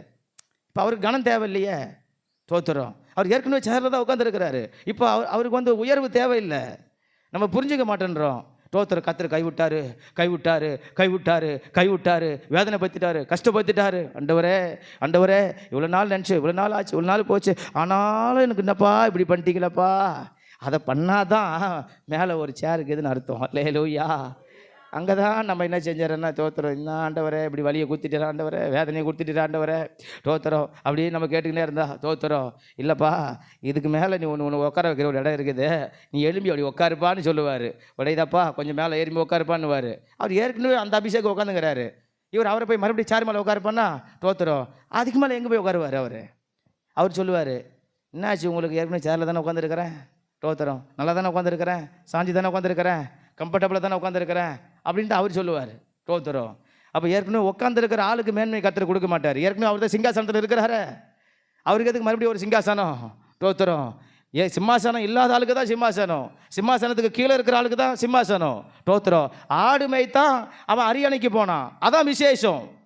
அல்லேலூயா. தோத்திரம். ஆனால் தோத்திரம் ஏற்கனவே ராஜாவாக இருந்தாருங்க, மறுபடியும் ராஜாவானாருங்க, அதில் ஒரு விசேஷமே கிடையாது. தோத்திரம். அதில் ஒரு விசேஷம் கிடையாது. ஆடு மேய்த்தான் அவன் தோத்திரம் சிம்மாசனத்துக்கு போனான்னா அதான் விசேஷம். அதனால தான் நம்ம இன்றைக்கி அதை பெருமையாக பேசிட்டு இருக்கிறோம். தோத்திரம். அப்போ ஆண்டவர் கைவிடாது இருக்கும்போது என்ன கிடைக்கிறது? மேன்மை கிடைக்கிறது. 5வது காரியத்தை கவனிக்கிறோம். ஸ்தோத்திரம். இதை சொல்லி முடிக்கிறேன். 20வது வசனத்தை நாம் வாசிக்கலாம். 20வது வசனத்தில் 2 காரியத்தை சொல்லுகிறார். ஸ்தோத்திரம். அநேக இக்கட்டுகளையும் காணும்படி செய்த என்னை நீர் திரும்பவும் உயிர்ப்பித்து போதுமானது. தோத்திரம். அங்கே என்ன சொல்லுகிறார்? ஸ்தோத்திரம். இக்கட்டு ஆபத்து காணும்படி செய்த என்ன நீர் என்ன செஞ்சீங்க ஆண்டவரே? உயிர்ப்பித்தீங்க ஆண்டவரே. அல்லேலூயா. இதை அப்போ நான் சொன்ன உதாரணம். தோத்திரம். நான் கண்டேன், எனக்கு இக்கட்டு வந்தது, ஆபத்து வந்தது, எல்லாம் வந்தது, ஆனால் என்னை நீங்கள் உயிர்ப்பித்தீங்க ஆண்டவரே, உயிர்ப்பித்தீங்க ஆண்டவரே. அப்போ 5வது காரியம் என்ன சொல்கிறாரு? கர்த்தர் உயிர்ப்பிக்கிறவராக இருக்கும்போது மேன்மையை கொடுக்கிறார். அல்லேலூயா. என் வாழ்க்கையில் கர்த்தர் எப்படி இருக்கிறாரு? உயிர்ப்பிக்கிறவராக இருக்கிறார், உயிர்ப்பிக்கிறவராக இருக்கிறார். அதுதான் தோத்திரம். நான் ஜனவரி மாத பிரசங்கம் பண்ணும்போது சொன்னேன், அந்த ஏசாயாவில் 46ஆம் அதிகாரத்தில் ஸ்தோத்திரம். யாக்கோபே, இனி உன் முகம் செத்து போவதில்லை, இஸ்ரவேலே இனி உன் முகம் வெட்கம் அடைவதில்லை. அல்லேலூயா, ஸ்தோத்திரம். அப்போ ஆண்டவர் அவர் என்ன செய்கிறாரு? உயிர்ப்பிக்கிறார். உயிர்ப்பிக்கிறார். எதை உயிர்ப்பிப்பார்? ஸ்தோத்திரம். அந்த உயிர்ப்பிப்பார் என்ற வார்த்தை எங்கெல்லாம் பயன்படுத்தப்படுகிறதுன்னு சொன்னால், ஸ்தோத்திரம், சுத்தமாக ஒன்றுமே நடக்காது. ஸ்தோத்திரம். இதுக்கப்புறம் இதுக்கு வாய்ப்பே இல்லை, இதுக்கப்புறம் இதற்கு வேற ஸ்தோத்திர சந்தர்ப்பமே இல்லை, முகாந்தரமே இல்லை, அவ்வளவுதான், முடிஞ்சு போச்சு, முடிவு கட்டியாச்சு அப்படின்ற காரியத்துக்கு தான் கர்த்தர் உயிர்ப்பித்து என்ற வார்த்தையை தாவீது பயன்படுத்துவார், ஏசாயாவும் பயன்படுத்துவார். அல்லேலூயா, ஆமென், ஸ்தோத்திரம். அப்போ கவனிக்கணும், உயிர்ப்பித்து அப்படின்னாக்கா அப்போ அவர் வாழ்க்கையில் என்ன நிலையில் நினச்சிருக்கிறாரு? அவ்வளோதான்பா, இதுக்கப்புறம் எனக்கு இத்தனை பேர் வந்தாங்க பாரு, தீப்பொறிகள், அவ்வளோதான், நம்ம கதையை க்ளோஸ் பண்ணிட்டாங்க, நம்ம கதையை கந்தலாக்கிட்டாங்க, அவ்வளோதான், இதுக்கப்புறம் என்ன ஆகுது? ஸ்தோத்திரம், கதை முடிஞ்சது அப்படின்னு நம்ம நினைக்கிறோம். பார்த்தியா, நம்ம வாழ்க்கையில் அப்படி ஒரு சூழ்நிலை சந்தித்திருப்போம் பார்த்தியா, அப்படி ஒரு சூழலை கடந்திருப்போம் பார்த்தீங்களா? இதுக்கப்புறம் நம்ம வாழ்க்கையில் என்ன இருக்குது? ஸ்தோத்திரம், ஒன்றும் கிடையாது, நம்மளால் என்ன முடியும் அப்படின்னு நம்மளை ஸ்தோத்திரம் மனத்தாழ்மைக்கு தாழ்த்தி அப்படியே நம்ம ஒரு ஸ்தோத்திரம் அப்படியே நாமே ரொம்ப வருத்தி அப்படியே கீழே இறக்கி மண்ணோடு மண்ணா ஸ்தோத்திரம் பார்த்துருப்போம் பார்த்தியா சில நிலைகளில். ஸ்தோத்திரம், அதாவது மனசுக்குள்ளே இருக்கிறது வெளியே சொல்லாமல் மனசுக்குள்ளவே நினைப்போம். இதெல்லாம் நான் சொல்கிற காரியம் எல்லாம் வெளிப்படையாக இல்லை, மனதுக்குள்ளே இருக்கிற போராட்டம் தான், மனசுக்குள்ளே இருக்கிறது தான் உடைஞ்சது, நொறுங்கினது, சுக்கு நூறானது, ஸ்தோத்திரம் உடைக்கப்பட்டது, விரிச்சல் விட்டது, ஸ்தோத்திரம் எல்லாம் மனசில் என்ன பண்ணுறது? ஸ்தோத்திரம், இந்த ஆளுக்கிட்ட மாட்டிக்கினேன், வாழ்ந்து தானே சாகணும். அல்லேலூயா, எத்தனை பேர் அப்படி தானே இருக்கிறோம்? ஆமாம், நம்ம இல்லைனாலும் உலகத்தில் எத்தனை பேர் இருக்கிறாங்க இல்லையா? அப்போ கூட சிரிக்க மாட்டீங்களே. அல்லேலூயா, ஆமாம், ஸ்தோத்திரம், என்ன பண்ணுறது? ஸ்தோத்திரம், நம்ம வாழ்க்கை இவ்வளோ தான் ஆகிப்போச்சு. நம்ம பாஷையில் சொல்லணுன்னா நம்ம தலைவிதி இவ்வளோ தான் ஆகிப்போச்சு, நம்ம தலையில் ஆண்டவன் இவ்வளோ தான் எழுதிட்டான். ஏன் நம்மளாம் நினைக்கவா இல்லையா? நினைக்கிறது தானே. நிறைய கஷ்டங்கள் வரும்போது சும்மா சிரிக்கணும். ஆமாம், அல்லேலூயா, ஆமாம், சந்தோஷமாக சிரித்தா தான் நமக்கு ஸ்தோத்திரம் மனசுக்கு ஆறுதலாக இருக்கும். ஸ்தோத்திரம், சிரிக்கிறவங்க நீடித்த நாள் உயிர் வாழ்வாங்களாம். அல்லேலூயா, நல்லா சிரிப்போம், நல்லா சிரிக்கணும்.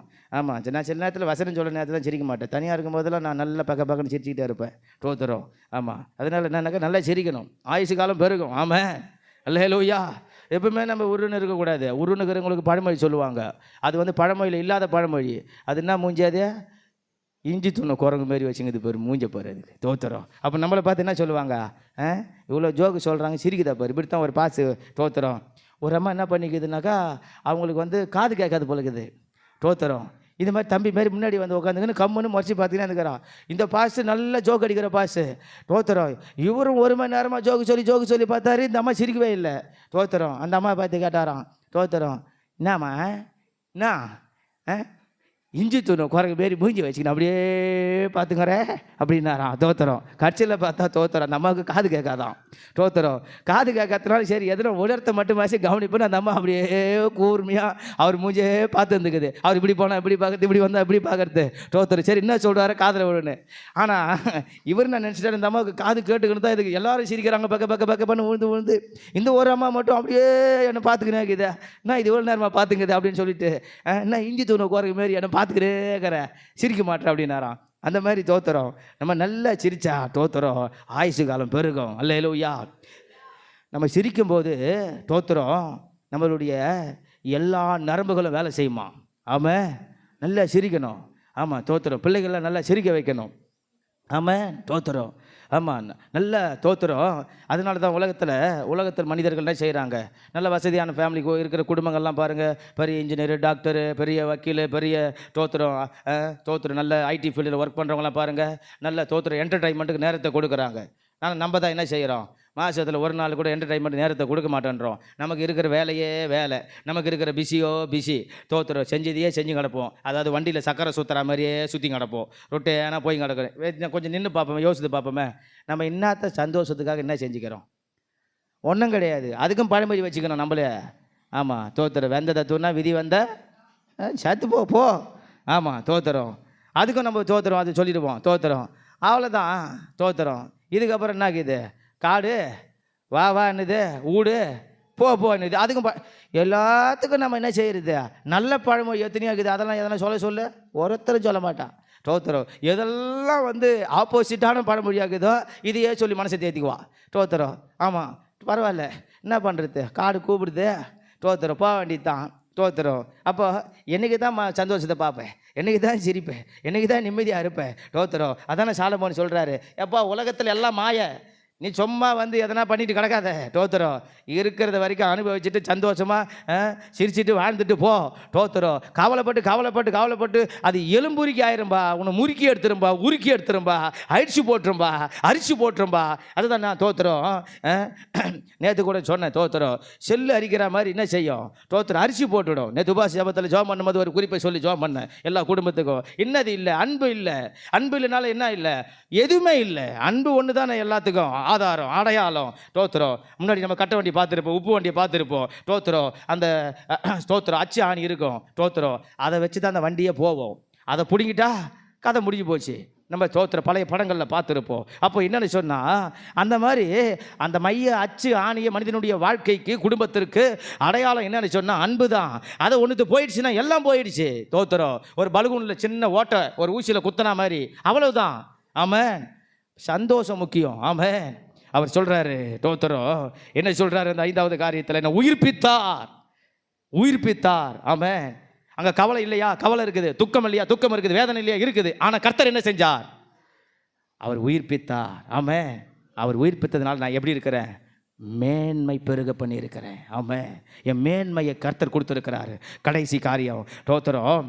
அதே தோத்திரம் 20வது வசனத்தில் அடுத்த பகுதியை வாசிக்கிறோம்.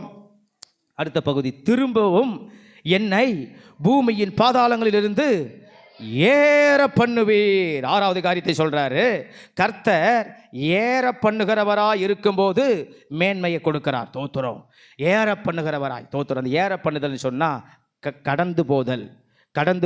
இன்னைக்கு நிறைய இடத்துல, நிறைய சம்பவத்தில் இது பெரிய நமக்கு ஸ்தோத்திரம் எல்லாருக்கும் தெரிஞ்ச ஒரு காரியம் தான். ஆனால் நாம் எதுவுமே அதெல்லாம் செய்ய மாட்டேங்கிறோம். தோத்திரம். நிறைய காரியங்கள் நம்ம கடந்து போயிடணும், நிறைய சூழ்நிலையை கடந்து போயிடணும். தோத்திரம். நிறைய விஷயத்தை நம்ம கடந்து போயிடணும். நம்ம நிறைய இடத்துல அதாவது என்னன்னாக்கா, சிக்னல் போட்ட மாதிரி நின்றுடுறோம். வரட்டும் நான் தான் வருதுன்னு பார்க்குறேன், வரட்டும். நீ எதுக்கு அதை பார்க்க போகிற, இதை பார்க்கறதுனால தான் உனக்கு பிரச்சனையே. தோத்திரம். ஆனால் அவர் என்ன தெரியுமா சொல்கிறாரு, என்னை ஏற பண்ணுகிறார். அப்படின்னா என்ன, என்னை கடந்து போக பண்ணிடுறாருங்க, என்னை டைவர்ட் ஆகி கொண்டு போகிறாருங்க. நம்ம என்ன பண்ணுறது தெரியுமா, நம்மளை ஒருத்தவங்க டைவர்ட் ஆக்கினா கூட சரி, இல்லை இரு என்ன சொல்கிறாங்கல்ல, சொல்லிட்டு மகிரா, நான் தான் கேட்டு பார்ப்போம். சொல்லு பேசு. அவன் பேசுனா தான் உனக்கு ஏற்கனவே உடைய போகுது. நீ பேசுனா அவன் என்ன பண்ணுவான், தோத்திரம், கொஞ்சம் உடஞ்சதே நிறைய உடைக்க போகிறான். புரியுதுங்களா? தோத்திரம். நம்ம எப்பவுமே இந்த தோத்திரம் ரோட்டில் சிக்னலை பார்த்து நிற்கலாம். வாழ்க்கையில் இப்போ சிலதெல்லாம் வந்து சிக்னலை பார்த்து நிற்கவே கூடாது. சிலது வந்து நமக்கு என்னென்னு சொன்னால், அதாவது 10 கோடி பச்சை கொடியாக இருக்கும், 30 கோடி வந்து சிவப்பு கொடியாக தான் இருக்கும். புரிஞ்சுக்கணும் நம்ம. தோத்திரம். 4 லைட்டு நமக்கு பச்சை லைட்டாக இருந்தால் தோத்திரம் 40 லைட்டு சிகப்பு லைட்டாக தான் இருக்கும். வாழ்க்கையில் சொல்கிற சூழ்நிலையை அதை பார்த்து நம்ம என்ன செஞ்சிடக்கூடாது, நின்றக்கூடாது. தோத்திரம். ஏற பண்ணினார். அப்போ நம்ம கடந்து போயிட்டே இருக்கணும், மூவ் ஆகிட்டே இருக்கணும், அது தொடர்ந்து போயிட்டே இருக்கணும். இல்லைனாக்கா நம்ம மேன்மை போயிடும். அல்லேலூயா. எங்கே பாதிப்பு, உயர்வில் பாதிப்பு. எங்கே பாதிப்பு, நம்மளுடைய ஸ்தோத்திரம் அடுத்த கட்ட நிலைக்கு போக முடியாத பாதிப்பு. மேன்மை கிடைக்காது. அப்போ மேன்மைக்கு யார் தடை, தோத்திரம். சிகப்பு கொடி காட்டுறவனா தடை, சிகப்பு லைட்டு காட்டுறவனா தடை இல்லை, நம்ம நின்று பார்க்குறோம் பாரு, அதான் தடை. தோத்திரம். இதை ஒரு முதியவர் சொன்னார். தோத்திரம். ஒரு ஊழியக்காரர் அவர் பிரசங்கம் பண்ணும்போது ஊழியர் கூட்டத்தில் எங்களுக்கு சொன்னார். தோத்திரம். இதைத்தாம்மா அன்றைக்கே கண்ணதாசன் பாடிட்டான். அங்கே சிரிப்பவர்கள் சிரிக்கிட்டம்போது, ஆமாம், அவன் சிரிக்கிறதுக்கு அவனுக்கு ஒரு நோக்கத்தை வச்சு சிரிக்கிறான், அவன் ஒரு பார்வையில் சிரிக்கிறான், அவன் ஒரு எண்ணத்தில் சிரிக்கிறான். அவன் என்ன சிரிக்கிறானே, எதுக்கு நீ பார்த்துங்கிற, அவன் நீ இங்கேருந்து மதுராந்தகம் தூரம் 10 கிலோமீட்டர் போயிட்டு திரும்பி வந்தனாலும் அவங்கே தான் உட்காந்து சிரிப்பான். புரியுதா? தோத்திரம். அப்போ நீ இவ்வளோ தூரம் போகிற வரைக்கும் அவன் வேலை என்ன தான் இருக்குது, சிரிக்கிற வேலையாக தான் இருக்குது. திரும்பி இவ்வளோ தூரம் வரைய அது வரைக்கும் அவன் வேலை என்ன வேலை தான், சிரிக்கிற வேலை, சிரிக்கிறது தான். அவன் கூட்டம், அந்த கூட்டம் அதை தான் செய்யும். அது வந்து உன்னை பரியாசம் பண்ணுதா, கேலி பண்ணுதா, கிண்டல் பண்ணுதா, நக்கல் பண்ணுதா, நையாண்டி பண்ணுதா, அதெல்லாம் பண்ணிக்கிட்டு தான் இருக்கும். தோத்திரம். அந்த கூட்டத்தை நீ என்ன செய்யாத, பார்த்துக்கிட்டு இருக்காத. கர்த்தர் என்ன செஞ்சா, ஏற பண்ணினார், முன்னேற்றத்தை பார்த்து போயிடணும், வளர்ச்சியை கண்டு போயிடணும், எதிர்பார்ப்புகளை பார்த்து போயிடணும், தரிசனத்தை பார்த்து போயிடணும், நம்ம விருப்பத்தை பார்த்து போயிடணும். நம்ம நல்லா ஜெபம் பண்ணுவோம், தோத்துறோம், நம்ம ஜெபம் நல்லா பிரம்மாண்டமாக இருக்கும். ஆனால் ஜெபம் பண்ணி முடிச்சுட்டு நம்மளுடைய ஆசைகளோ விருப்பங்களோ திட்டங்களோ தரிசனங்களோ எல்லாம் குறுகினதாக இருக்கும். ஜெபம் மட்டும் பெருசாக இருக்கும். ஆண்டவரே, நினைப்பதற்கு வேண்டுவதற்கு செய்வேன்னு சொன்னீங்களப்பா, அறியாததை எட்டாததுமானதை செய்வேன்னு சொன்னீங்களப்பா. ஆனால் ஒரு காரியத்தையும் காலை வச்சு செய்கிறதுக்கு முன்னாடி வர்றதுக்கு பயமாக இருக்கும். பார்த்தீங்களா, முழங்கால் போட்டால் முக்காடு போட்டால் ஜெபம் அப்படியே பறக்கும். எதனா ஒன்று தைரியமாக இறங்கி செய்வோம், கடந்து போவோம். நிறைய பேருக்கு அது வராது. அப்படியே ஒரு மாதிரி திக்கில் முக்கல் ஆயிடுவோம். அங்கே தான் சிக்கலாகி போயிடும். தோத்துறோம். நம்ம தான் ஜெபம் பண்ணுறல, விசுவாசிக்கிறோம்ல, தோத்துறோம். அவர் ஏற பண்ணினார், நாம கடந்து போய்கிட்டே இருக்கணும். என்னை கடக்க பண்ணினார், என்னை ஓவர்டேக் பண்ணினார், அதை தான் சொல்கிறாரு அங்கே. தோத்துறோம். அப்போ நம்ம கடந்து போகணும். எதை கடந்து போகணும்? அப்போ இத்தனை பேரை கடந்து போகணும். அல்லேலூயா. அப்போ இத்தனை பேர் என்ன செய்வாங்க? பச்சை கொடி காட்ட வரமாட்டாங்க, சிவப்பு கொடி காட்ட தான் வருவாங்க. கடந்து போயிட்டே இருக்கணும், வாழ்க்கையை புரிந்து கொள்ளணும். அல்லேலூயா. கடைசி 7வது காரியம், தோத்துறோம். இதுதான் 21வது வசனம். அந்த 21வது வசனத்தை மீண்டும் வாசிக்கிறோம். என் மேன்மையை பெருக பண்ணி என்னை மறுபடியும் தேற்றுவீர். அப்போ 7வது காரியத்தில் அந்த வசனத்துடைய பிற்பகுதியில் சொல்லுகிறார், கர்த்தர் தேற்றுகிறவராய் இருக்கும்போது தோத்துறோம் என் மேன்மையை பெருக பண்ணுகிறார். அல்லேலூயா. கர்த்தர் என்னை தேற்றுகிறவராக இருக்கும்போது நம்ம எத்தனை பேர் புரிந்து கொள்ளுகிறோம்? கர்த்தர் இத்தனை சூழ்நிலை வந்தாலும் அவர் என்னை கடைசியாக கொண்டாந்து முடிக்கிறாரு. அவர் என்னை தேற்றுகிறவர், அவர் என்னை ஆறுதல் படுத்துகிறவர். இப்போ தோத்துறோம் இத்தனை காரியத்தை பார்க்குறாரு, சந்திக்கிறாரு தாவீது. இந்த ஒரு இடத்துல ஆகிலும் தோத்துறோம் இந்த 2வது வேத பகுதியில் 10ஆம் வசனத்துலேருந்து 21ஆம் வசனம் வரைக்கும் 7 காரியத்தை சொல்கிறாரு. ஒரு இடத்த கூட என்னால் ஐ ஆம் அப்படின்ற வார்த்தையை பயன்படுத்தவே இல்லை. ஆமே, அல்லேலூயா, ஸ்தோத்திரம். அப்போ எல்லாத்தையும் எப்படி தான் பயன்படுத்துகிறாரு?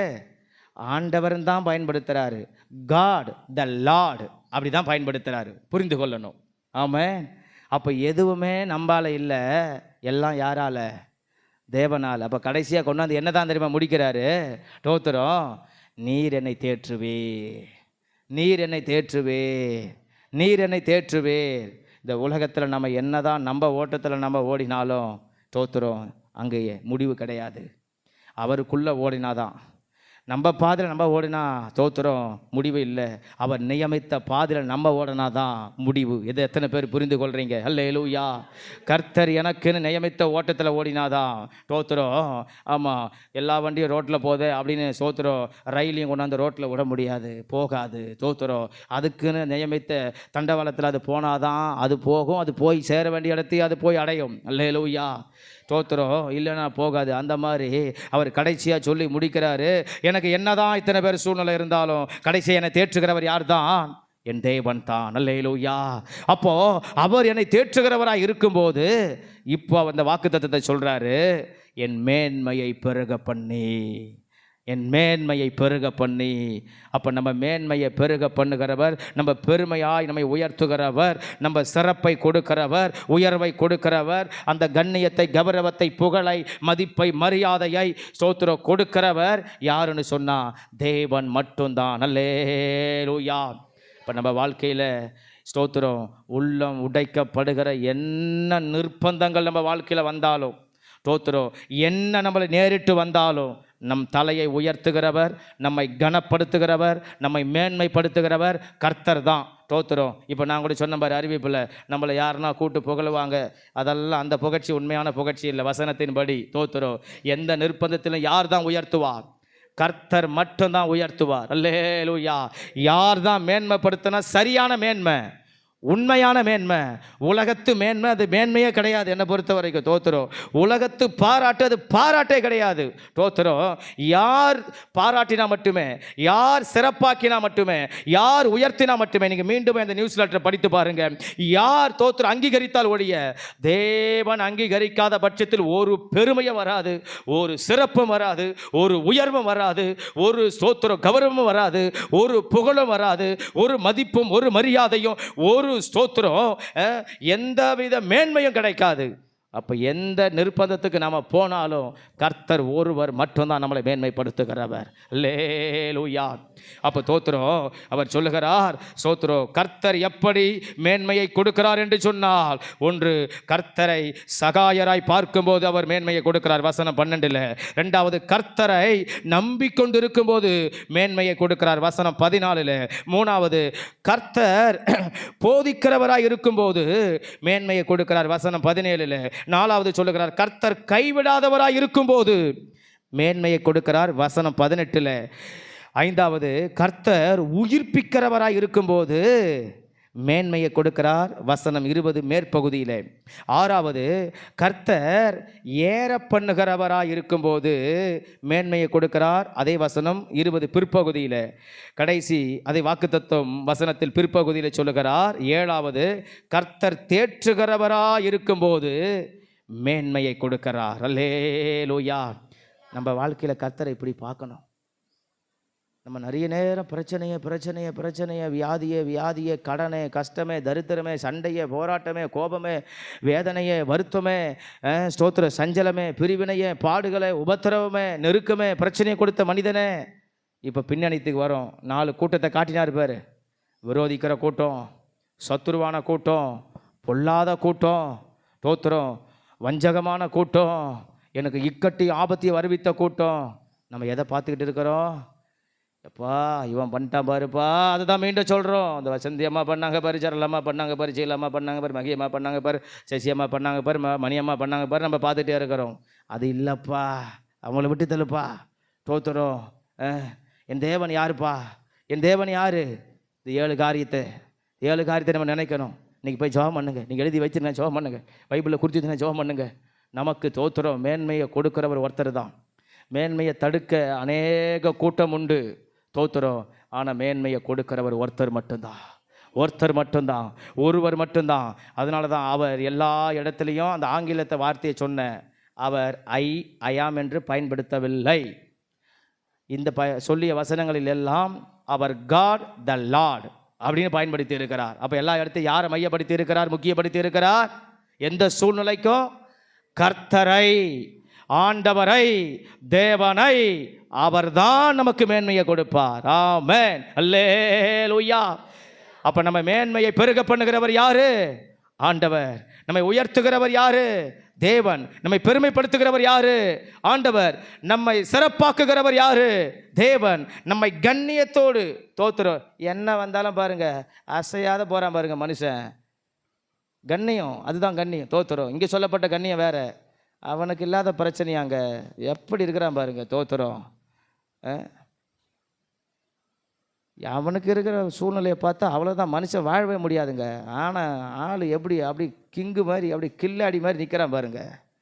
என்ன வந்தாலும் பாருங்க அப்படி நிற்கிறான் பாருங்க. தோத்துறோம். நம்ம பைபிளில் அதுக்கு யோபு தான் சொல்ல முடியும். என்ன வந்தாலும் நிற்கிறான் பாருங்க. அந்த மாதிரி அப்படியே தோத்துறோம். கன்று மாதிரி நிற்கிறான் பாருங்க. அதான் கண்ணியம். என்ன வந்தாலும் நம்மளை அசைக்காது. ஆமென். நீதிமான் அசைக்கப்படுவதில்லை. அல்லேலூயா. தோத்துறோம். நீதிமான் அசைக்கப்படுவதில்லை. தோத்துறோம். பெருமெல்ல வந்தோம், பெருங்காற்று அடித்தோம். தோத்துறோம். கண்மலையில் மேல் இந்த வார்த்தையை கேட்டு கட்டப்பட்டவன் அசைக்கப்படுவதில்லை. அல்லேலூயா. அது கீழே விழாது, நிலைத்து நிற்கும். எதனால்? இந்த வார்த்தையினால. ஆமென். அப்போ இந்த வார்த்தை நம்ம கேட்டு இருக்கிறோம். அப்போ தாவீது நின்று இருக்கிறாரு. தோத்துறோம். தாவீது நின்று இருக்கிறாரு. தாவீது ஜெயித்து இருக்கிறாரு. அந்த மாதிரி நாம் நிற்க கர்த்தர் தோத்துறோம் கிருபை தருவாராக. அல்லேலூயா. நம்மளை ஆண்டவர் நிற்க வைப்பார். இத்தனை தீப்பொறிகள் வந்தாலும், இத்தனை பயங்கரம் வந்தாலும், இத்தனை பூகம்பம் வெடித்தாலும், ஆமென், ஒருவேளை நமக்கு வெடித்து இருக்கலாம், இல்லை வெடித்து கொண்டு இருக்கலாம், அல்லது ஃப்யூச்சரில் வெடிக்கக்கூடியதாக இருக்கலாம். எது வந்தாலும் நம்மளை நிற்க வைப்பார், மேன்மையை பெருக பண்ணுவார். இந்த 4ஆம் மாதம் ஒருவேளை இந்த சூழ்நிலையோடு நீங்கள் வந்திருக்கலாம், சந்தித்து கொண்டு இருக்கலாம். ஆனால் தேவன் நம்ம மேன்மையை பெருக பண்ணுவார். நம்ம மேன்மையை உயர்த்தி நடத்துவார். நம்ம மேன்மை, உயர்வு, கண்ணிய, மதிப்பு, மரியாதை, புகழ் ஒரு இடத்தையும் குறையாது. கர்த்தர் குறையாத காப்பார். விசுவாசிக்கிறீர்களா? நம்புகிறீர்களா? தோத்துறோம். பல நேரத்தில் தோத்துறோம். நம்மளை சஞ்சலப்படுத்துகிறவரை தோத்துறோம். நம்ம வீட்டுக்காரா இருப்பார். தோத்துறோம். சில நேரத்தில் கணவர் படுத்திடுவார், சில நேரத்தில் மனைவி படுத்துவார், சில நேரத்தில் பிள்ளைங்க படுத்துவாங்க. தோத்துறோம். ஆனால் தோத்துறோம்.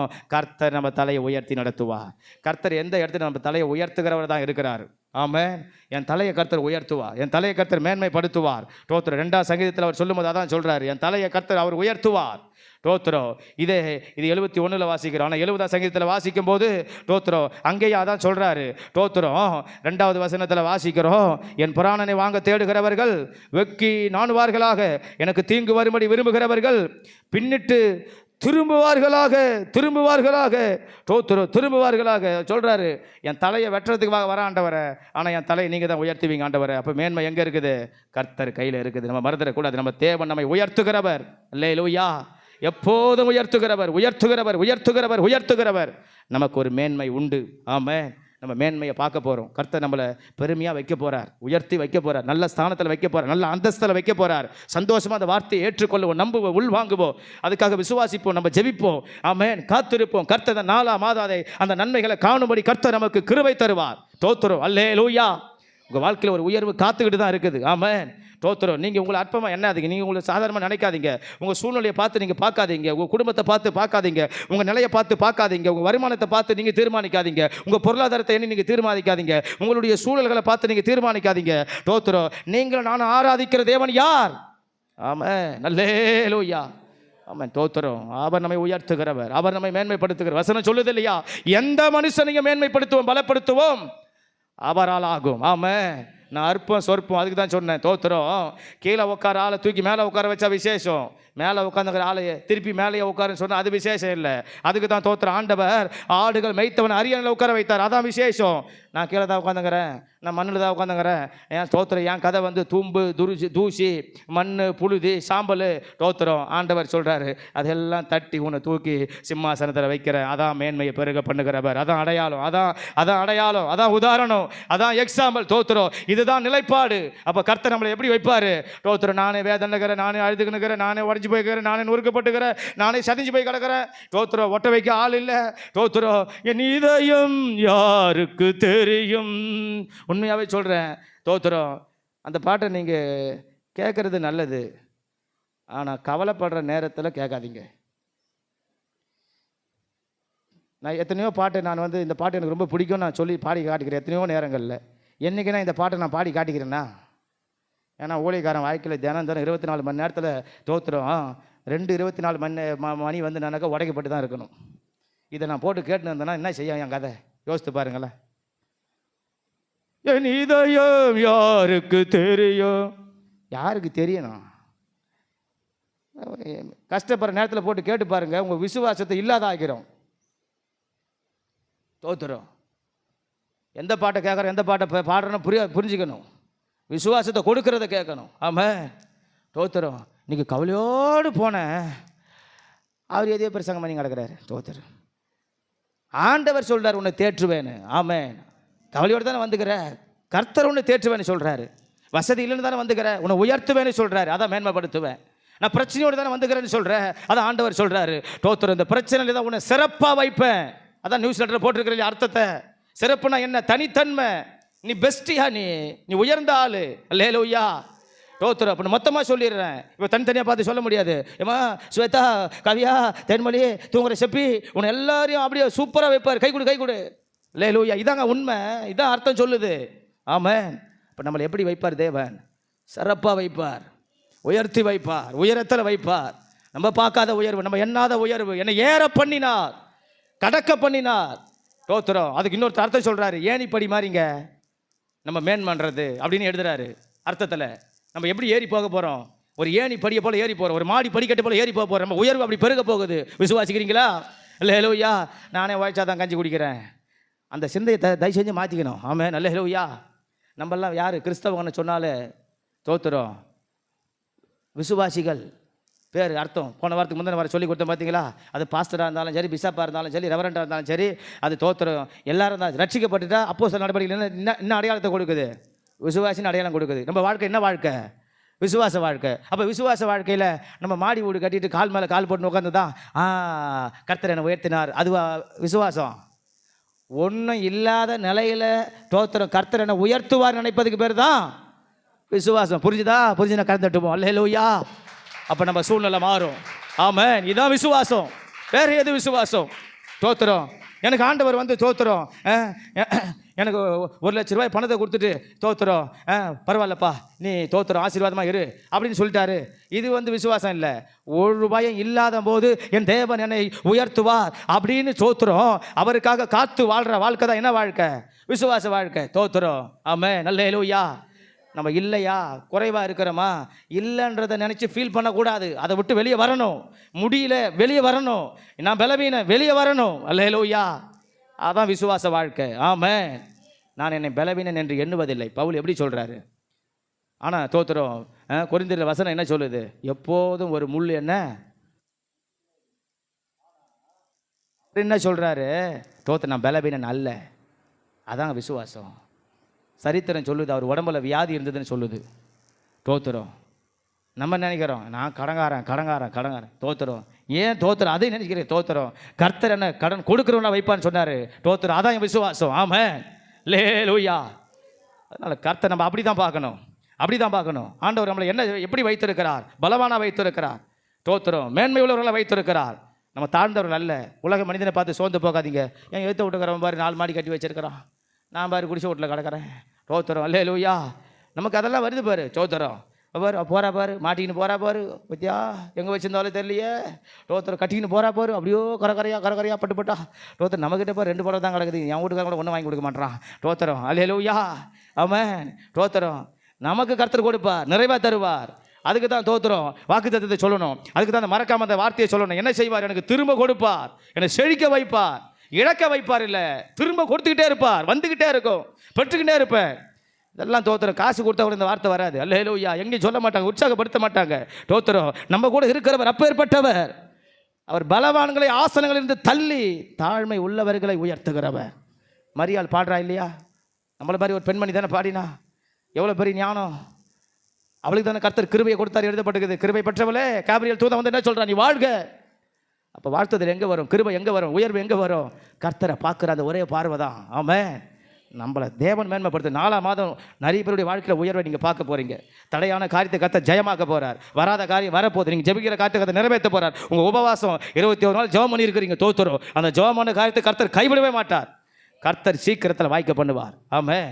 தோத்துறோம். வீட்டு காரியமாகட்டும், உங்கள் எதிர்கால காரியமாகட்டும், குடும்ப காரியமாகட்டும், தோத்துறோம். நீங்கள் குறிப்பிட்டு ஜெபம் பண்ண காரியமாகட்டும், வேலை காரியமாகட்டும், ஊழிய காரியமாகட்டும், கர்த்தர் வாய்க்க பண்ணுவார். ஆமென். 21 நாள் உட்காந்து சமூகத்தில் ஜெபம் பண்ணி கிடக்கிறனா சும்மா கிடையாது. தோத்துறோம். ஒருவன் எனக்கு சின்ன காரியத்தை செஞ்சாலும் நான் தோத்துறோம் கனப்படுத்துவேன்னு சொன்னார். நம்ம மணிக்கணக்காக உட்காந்துருக்கிறோன்னா கர்த்தர் அதெல்லாம் கனப்படுத்தாது இருக்க மாட்டார். ஆமாம். அல்லேலூயா. தோத்துறோம். நம்ம வாழ்க்கையை சிறப்பாக்குவார், ஜெபத்துக்கு பதில் கொடுப்பார், வெற்றியை தருவார், அறியாத எட்டாத காரியத்தை பெரிய காரியத்தை செய்வார். ஆமென். அல்லேலூயா. தோத்துறோம். அதனால் நம்ம ஒரு நாள் சோர்வுக்கு இடம் கொடுத்துடக்கூடாது. மனசு உடஞ்சி போச்சுங்க, உடச்சிட்டாருங்க. தோத்துறோம். நம்ம மனசு உலகத்தை சார்ந்ததல்ல. தோத்துறோம். நம்ம ஆத்துமா தேவனை சார்ந்தது. அல்லேலூயா. எல்லாம் அழிஞ்சு போகும். ஆனால் அவர் தந்த ஆவியை எங்கே போவோம்? அவரோடு கூட போகும். அப்போ அந்த ஆவி நம்ம இங்கே உலகத்து காரியத்தை பார்த்து உடைக்க விடக்கூடாது. தோத்துறோம். நீ இம்மைக்குரியதல்லப்பா, நீ கவலைப்படாத, தைரியமாரு. ஆத்துமாவை ஏன் கலங்குகிறாய்? எனக்குள் ஏன் தியங்குகிறாய்? தேவனை நோக்கி அமர்ந்திரு, அவர் பார்த்துக்குவார். நீ என்ன கவலைப்பட்டுக்கிட்டு இருக்கிற? உனக்கு வேலை என்ன? நான் உன்னை நடத்துகிறேன், நான் உன்னை போசிக்கிறேன், நான் உன்னை கைவிடாத இருப்பேன். நீ தோத்துற என்ன நோக்கி பார்த்துட்டுரு. உன்னை நான் நடத்துகிறவன், நான் ராஜா மாதிரி நடத்துவேன், ஜாம் நடத்துவேன். நல்லா நீங்கள் தோத்துறோம். ஆமாம், ஜெயஜோதியாக இருப்பீங்க. தோத்துறோம். நல்லா ஜெயதோனியாக இருப்பீங்க. அல்லேலூயா. ஜெயதோனியின் சத்தம் கேட்கிறதே. மோசே பார்த்து சொல்கிறாரு, 40 நாள் மலையில் ஜெபமான போன உடனே தோத்துறோம், ஆரவார்த்தை சத்தம் கேட்குதே. தோத்துறோம். அந்த மாதிரி கேட்க வைப்பார். அல்லேலூயா. தோத்துறோம். ஆண்டவர் பெரிய காரியத்தை செய்வார். இந்த உற்சாகத்தோடு, இந்த தைரியத்தோடு, இந்த விசுவாசத்தோடு, இந்த நம்பிக்கையோடு தோத்துறோம் நம்ம இருப்போம். கர்த்தர் நம்ம காரியத்தை ஜெயமாக்குவார், மேன்மைப்படுத்துவார். நம்ம எலும்பை நின்று தோத்துறோம். அல்லேலூயா. அப்படியே நம்ம பரிசுத்த பந்திக்கு நம்ம ஆயத்தமாகும். ராபாலா ஷாகாபா ஹந்தா ரையாதர் யாத்தரபாலா பாலா